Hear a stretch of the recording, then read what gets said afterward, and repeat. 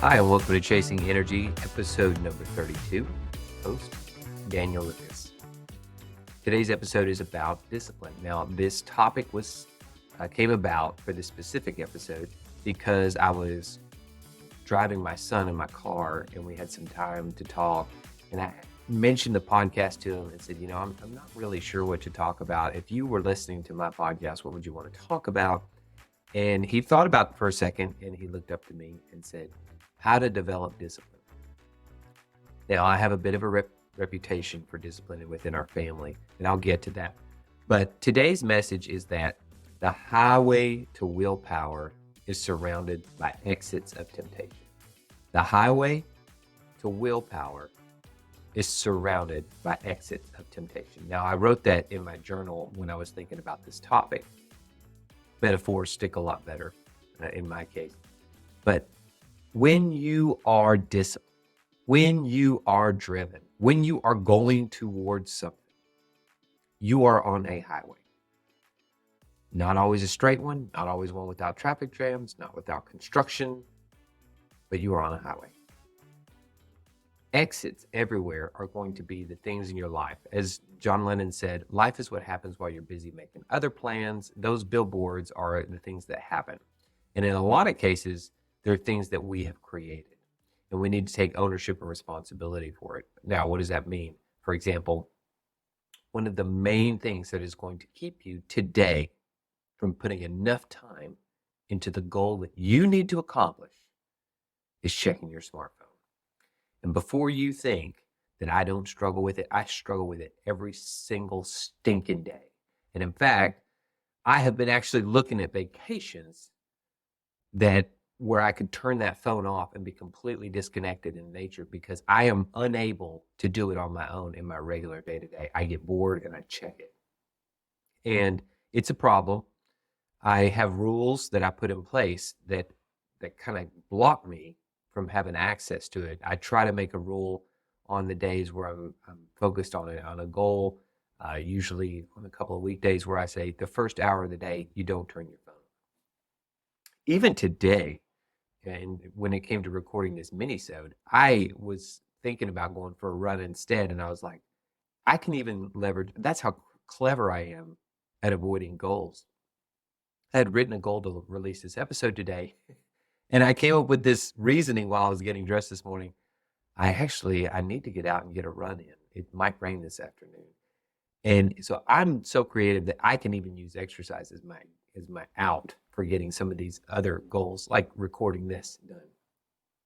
So when you're on that highway, what I want you to do is start looking at those billboards and saying, what is it that's on that billboard that's causing you to turn your neck or to get off the highway? Now, I'm picking on the smartphone. It's a very obvious choice. It's all of us are just one click from getting some type of dopamine hit on our feed. You and I, we wait in line somewhere. The first thing we do is pull out our phone. It is a big distraction. But are we going to get rid of it? Of course not. But what we do need to do is put rules in place as far as when we can access it. Now, I'll give you another classic example. It's no coincidence that my son was talking about developing discipline because I tend to be very disciplined around things like TV time and things like that. So a rule in my house is I don't watch any TV till after dinner. And I know that's a bit strict. I'm not saying that's for everybody, but what I am saying is I know this about me. I will never get anything creative or productive done after I have watched television. And when I watch, that's pretty much a stamp that I am done being productive for the day. And I know that about myself. And when I used to kid myself, I would say, oh, let me watch an episode of this and then I'll work on that thing tonight for an hour. Well, crap, not going to happen. Enough times have passed that I've realized it just isn't going to happen. So what I do is I just simply say, if you pick up that remote, you're done for the day. Being honest with myself, this is the billboard. That is a big, bright, screaming billboard when I grab my television remote. That being honest and saying, you are getting off the exit today. There will be no more progress. It's actually kind of enlightening and liberating to admit that. And once you know that about yourself, then you know this is not going to carry me towards that goal. Now, I am not sitting here telling you not to watch TV. If anything, I'm just saying pick the right time to say this is the appropriate time to do it. But what you do have to do is you have to be real with yourself.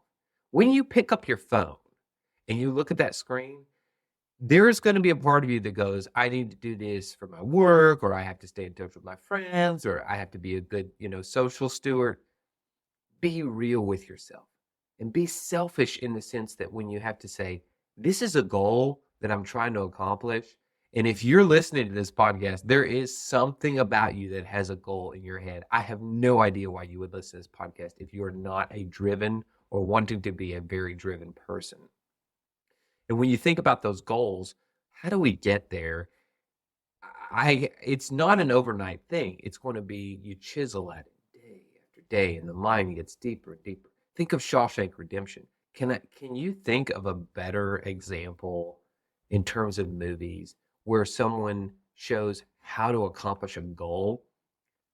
He digs in that tunnel for, I think it's like 20 years. He's digging and putting that dirt in his pocket. Dig, put dirt in his pocket. That's how real goals are done. When you open your Twitter feed or Instagram and you see these people that are enjoying success or pretending like they're enjoying success in a lot of cases, think about this. You have to sit there and chisel and chisel and chisel, and that's the sustainable type of goal. Well, the only way you're going to get there is by saying, I have to be real about the distractions. So today, what I want you to think about, and this is what I posted to social media last night, which was that your willingness to block access to distractions is often correlated with your desire to achieve a goal.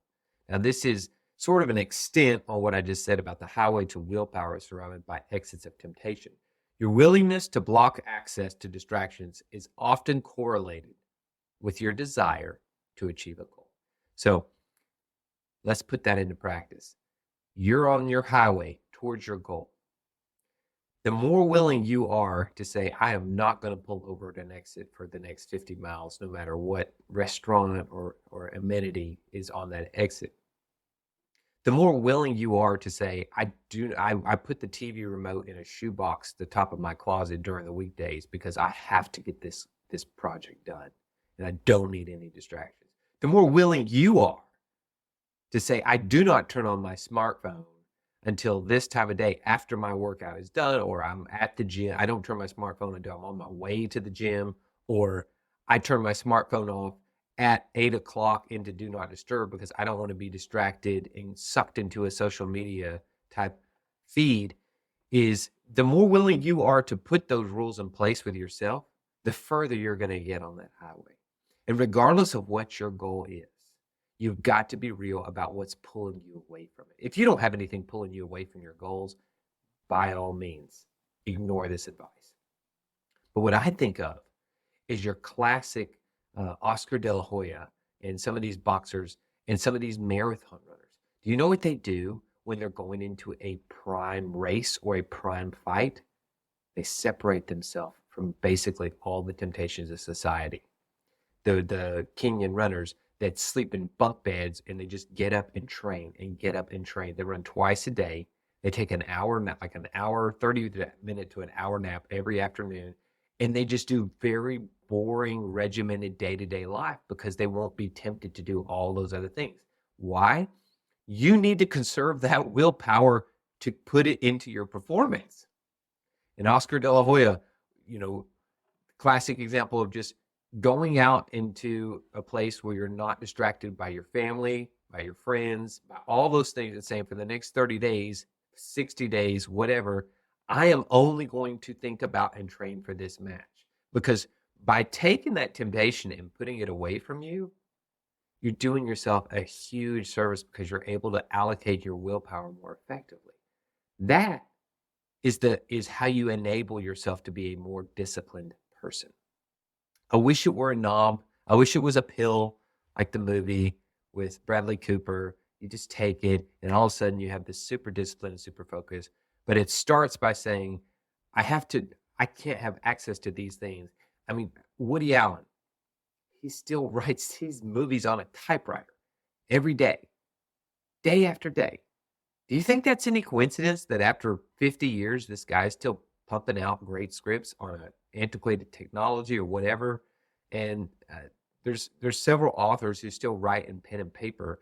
I think it has a lot to do with they go to the process that has the least amount of draw in terms of distraction. Stephen King, when he writes, he has a process that he does every single day, including weekends, to get ready to produce words. He puts his mind in a certain way. Developing that routine and removing those distractions, those billboards along the way, that's going to be a key part of how you get to your goal. So what are you shooting for today? What are your goals? If you want to tag me at VP Lucas, we have a website under construction. I would love to hear what your goal is. By saying your goal publicly, you are generally more likely to accomplish it. I've read a lot of studies. Some have sided on the other side of this, but for the most part, by announcing a goal to other people, you tend to sort of believe it more and back it more. So that's the lesson for today on developing discipline. What are the distractions that are calling you away from that? And Stephen Pressfield would say, what is the resistance doing to keep you from what your calling in life is? How is it tempting you to say, this is where you need to be today? Think about that. I'd love to hear more about your journey. Please give me some feedback on these mini-sodes. A review would be fantastic. I hope you have a great day. Thank you for joining Chasing Energy.